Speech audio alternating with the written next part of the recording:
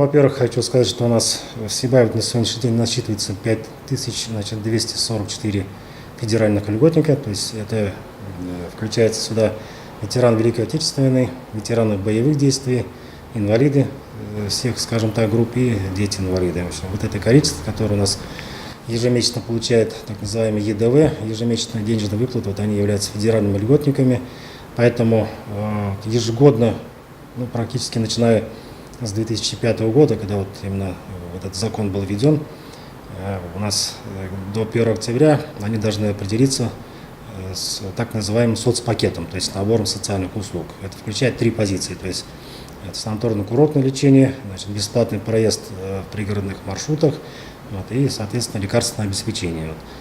Поэтому до 1 октября те, кто, скажем так, уже получает это или в натуральной форме, или же в денежном выражении, те, кто не собирается заменять, скажем, такой вот вид услуг, то им обращаться не надо. То есть все это будет продолжаться таким же образом. Кто-то, если вдруг передумал получать, допустим, в натуральной форме и решил получать в денежном выражении, то они должны до 1 октября подойти к нам, в управление пенсионного фонда, и сделать соответствующее заявление.